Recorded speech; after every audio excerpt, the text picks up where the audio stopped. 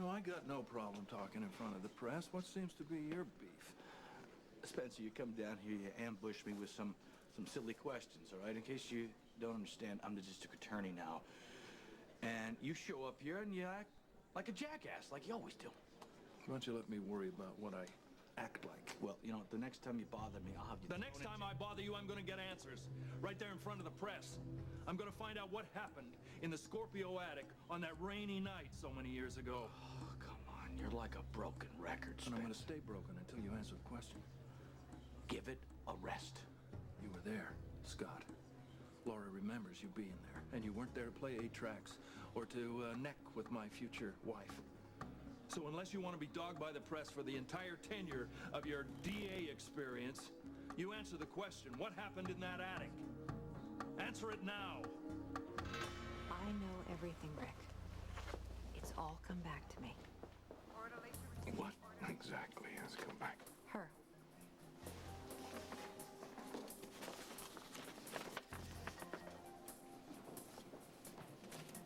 Where did you get this picture? I remembered her face. I asked an artist friend to sketch her for me. Look, there's no use pretending anymore. Well, I'm afraid that I don't remember. Oh, come on, Rick. It was a rainy night, and the light was on in the attic, and I came up the stairs, and I found you there with this woman. Now, who was she?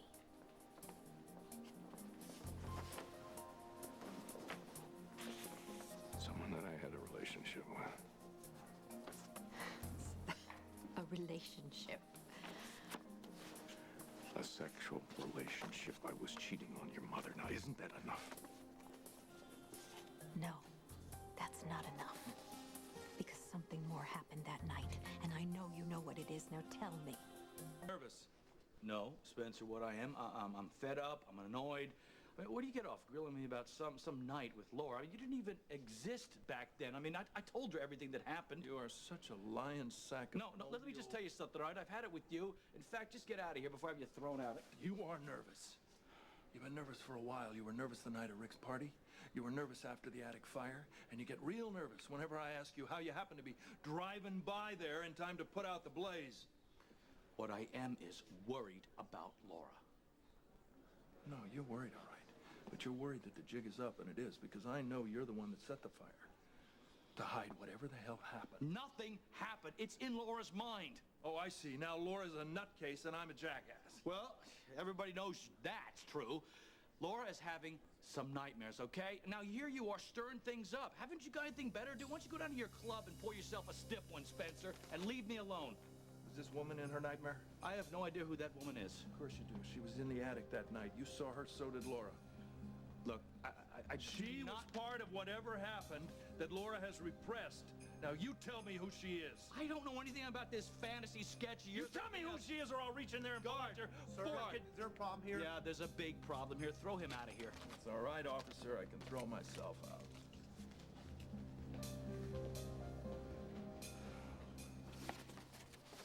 Someone that I slept with. I was a lying, cheating bastard, but there are no excuses, and I'm not going to try to make out that there are. What was her name, Rick? What difference does that make? It makes a difference to me. I want to know who she was. A nurse here at the hospital.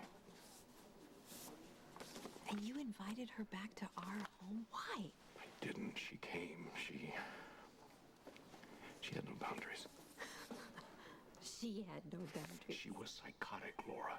I didn't know that in the beginning, and when I found out, I broke it off. Okay, so what was her name? She left town just a few days after this happened. Now, please, forget it. It's in the past. She's poisoned. She almost destroyed us as a family. How? Laura, please, please, believe me. It is over. It's done. Now, she did enough damage to last us a lifetime. Please, don't let her do any more.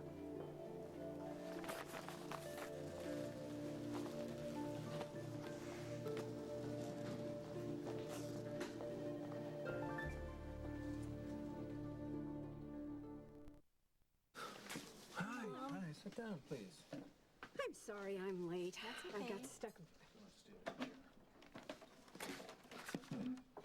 Well, where did that come from? Elizabeth drew it for me. It's a sketch of a woman's face that I remembered. Obviously, you remember it too.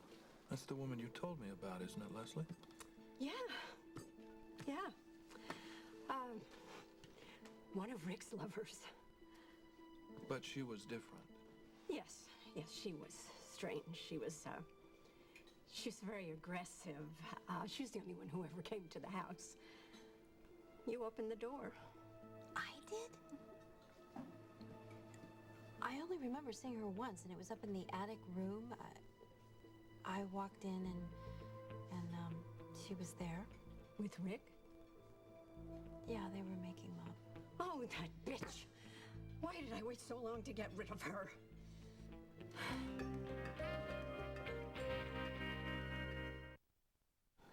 Mom, what happened? Well, it just was this nightmare experience. It's hard to talk about. I had known that Rick was having affairs, but he always kept them separate, away from us. But this one was different? Yeah, it started with phone calls in the middle of the night. Wrong numbers, strange accents, different names. And they were all from her? Yeah, I didn't really realize it until she took it one step further. By coming to the house. Actually, it started other places first. The dentist's waiting room. The shop when I took the car in to be serviced. Beauty parlor. She was sitting 2 chairs away from me when I was getting my hair done, so it finally dawned on me that I was being stalked. So, when she showed up at our house, I decided she had to go. What did you do? I raided our savings and I cashed in some bonds and I paid her to leave town. What was her name? Debbie, Linda, Marcia, she used them all. How did you find her? She worked at the hospital. Well then, Leslie, you must have known her real name. I don't remember. But if it went on so long, then... I don't want to remember, all right? I blocked it out. I have blocked a whole lot of things out, and I would like it to stay that way. Anyway, guys, what difference could it possibly make now?